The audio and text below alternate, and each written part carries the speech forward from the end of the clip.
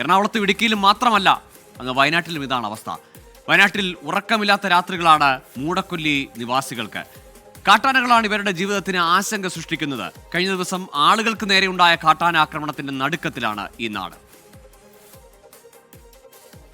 വന്യമൃഗശല്യം രൂക്ഷമായിരിക്കുകയാണ് മൂടക്കൊല്ലിയിൽ. കാട്ടാന ആളുകളെ ആക്രമിക്കാനായി ഒരുങ്ങുന്നു. ഈ സാഹചര്യത്തിൽ വലിയ പ്രതിഷേധമാണ് നാട്ടുകാർ ഉയർത്തിയത്.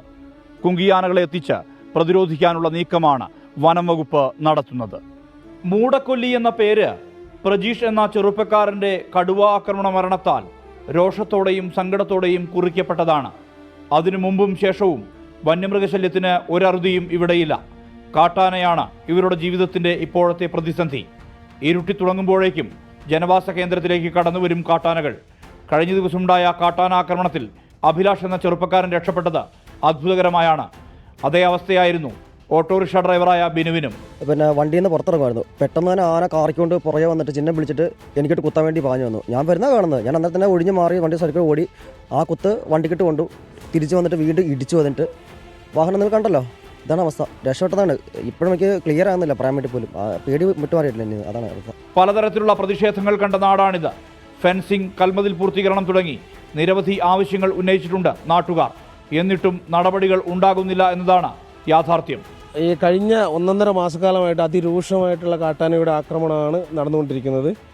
ഇപ്പോൾ അതിനോടനുബന്ധിച്ച് ഭാരതീയ ജനതാ പാർട്ടി കഴിഞ്ഞ ദിവസം വൈൽഡ് ലൈഫ് വാർഡൻ്റെ ഓഫീസിന് മുന്നിൽ ധർണാ സമരം സംഘടിപ്പിച്ച് ആളുകളെ മൂടക്കൊല്ലിയിലെ പ്രദേശവാസികൾ മുഴുവൻ തന്നെ ആ സമരത്തിൽ ഒത്തൊരുമയോടുകൂടി പങ്കെടുക്കുകയും അതിൻ്റെ ഫലമായിട്ടാണ് ഇപ്പോൾ ഈ കുങ്കിയാന ഇവിടെ എത്തിയിട്ടുള്ളത്.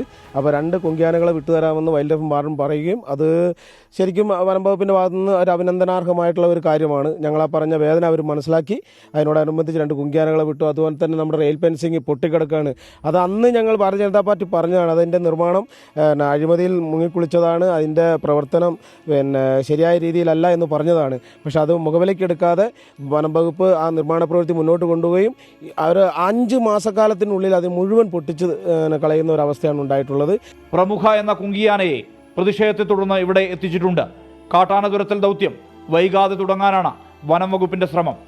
റെയിൽ ഫെൻസിങ്ങും കൽമതിലുമെല്ലാം പാതി വഴിയിൽ നിൽക്കുന്നു. ഇതാണ് വന്യമൃഗശല്യം രൂക്ഷമാകാനുള്ള കാരണമെന്ന് നാട്ടുകാർ കുറ്റപ്പെടുത്തുന്നുണ്ട്. സുർജിത് അയ്യപ്പത്ത്, 24 വയനാട്. പൊതുജനം കഴുതയല്ല സാർ. എത്ര കുങ്കിയാനകൾ എത്ര നാളിങ്ങനെ കാവൽ നിൽക്കും, കാട്ടാനകളെ തുരത്തും? തുടർച്ചയായ വന്യമൃഗശല്യത്തിന് എന്നറുതിയാകുമെന്നാണ് നാട്ടുകാർ ചോദിക്കുന്നത്. പ്രതിഷേധങ്ങൾ പലത് കണ്ടെങ്കിലും പരിഹാരം ഇതുവരെയും ഉണ്ടായിട്ടില്ല. കാണാം കൂടുതൽ പ്രതികരണങ്ങൾ. ശരിക്കും പറഞ്ഞിട്ടുണ്ടെങ്കിൽ ഇതൊരു തുറന്ന ജയിൽ എന്ന് പറയില്ലേ, അതാണ് ഇപ്പോൾ മൂടക്കൊല്ലിൻ്റെ അവസ്ഥ. വലിയ പിടികിട്ടാപ്പുള്ളികൾ അങ്ങനെ വല്ല ക്രിമിനൽ കുറ്റം ചെയ്ത ആളുകളൊക്കെ ഇവിടെ കൊണ്ട് താമസിപ്പിച്ചാൽ അവർക്ക് വലിയൊരു കടുത്ത ശിക്ഷേനേക്കാളും വലിയ ഭരം ചെയ്യും എന്നാണ് എനിക്ക് തോന്നുന്നത്. കാരണം ഇത് അത്ര ദയനീയമാണ് ഈ ജനങ്ങളുടെ അവസ്ഥ. കിടന്നുറങ്ങാൻ നിവർത്തിയില്ല എന്നുള്ളതാണ്. രാത്രിയിൽ ഞാൻ എഴുന്നേറ്റിട്ടാണ് ആനേനെ ഓടിക്കുന്നത്.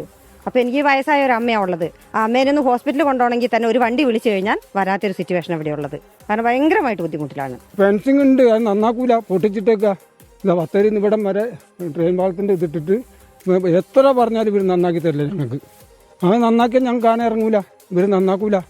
ഞങ്ങൾ നന്നാക്കാൻ പറഞ്ഞാൽ അവർ നന്നാക്കാൻ സമ്മതിക്കൂല. ആനകൾ ഒരു വൈകുന്നേരം ഒരു 8 മണിക്ക് മുമ്പായിട്ട് തന്നെ നമ്മുടെ ഈ പ്രദേശങ്ങളിലെല്ലാം എത്തുന്നുണ്ട്. വളരെ ദുഷ്കരമായ ജീവിതമാണ്. ഇവിടെ ജീവിക്കാൻ വളരെ ബുദ്ധിമുട്ടുള്ള സാഹചര്യമാണ്.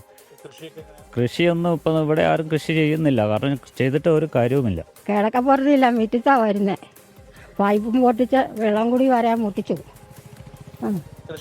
കൃഷികളെല്ലാം നശിപ്പിച്ചു. ഒന്നുമില്ല ഇനി ഞങ്ങൾക്ക് ബാക്കി. ഞങ്ങൾ കൂലിപ്പണിക്ക് പറഞ്ഞ ആൾക്കാരാണ്. അത് കഴിഞ്ഞ് വന്നിട്ടുണ്ടെങ്കിൽ നമ്മൾ സന്ധ്യയായിട്ട് വീട്ടിലേക്ക് സാധനം മേടിക്കാൻ വേണ്ടി കട വന്ന് കഴിഞ്ഞാൽ ആന സ്വീപ്പാക്കും. ആന ഭയങ്കര ശല്യം. ജീവിക്കാൻ മറ്റ ഒരു ഗതിയിലിവിടെ അങ്ങനത്തൊരവസ്ഥയാണ് ഉള്ളത്. ഏതായാലും കാട്ടാനശല്യവുമായി ബന്ധപ്പെട്ട വാർത്തകൾ വരുമ്പോൾ പ്രേക്ഷകർ പറയുന്നുണ്ട് സ്റ്റുഡിയോയിലേക്ക് വേണമെങ്കിൽ, ഇവിടെ ഈ സ്റ്റുഡിയോയിലേക്ക് വേണമെങ്കിലും കാട്ടാന എത്താൻ നമ്മൾ പ്രതീക്ഷിക്കുന്നുണ്ട്. ചിലപ്പോൾ കുറച്ച് വർഷങ്ങൾക്ക് ആകാം. ചിലപ്പോൾ ഇങ്ങനെ നമ്മുടെ നാട്ടിൽ പുറങ്ങളിൽ നിന്ന് ഒക്കെ വിട്ട് നഗരങ്ങളിലേക്കും കാട്ടാനകൾ എത്തിയേക്കാം. അപ്പം വയനാട്ടിൽ ഒരൊറ്റ കാടില്ല എന്ന് പറയുന്നവരുണ്ട്. പക്ഷേ കാടില്ല എന്ന് കരുതി, അല്ലെങ്കിൽ കാട്ടിൽ ഈ വന്യമൃഗങ്ങൾക്ക് ആവശ്യമായ തീറ്റ ലഭിക്കുന്നില്ല, ഇരയില്ല എന്ന് കരുതി നാട്ടിൽ നമ്മൾ നട്ടു വളർത്തിയ വാഴയും ചേനയും തേങ്ങയൊക്കെ പോകുന്നത് സഹിക്കാൻ പറ്റുമോ ചേട്ടാ?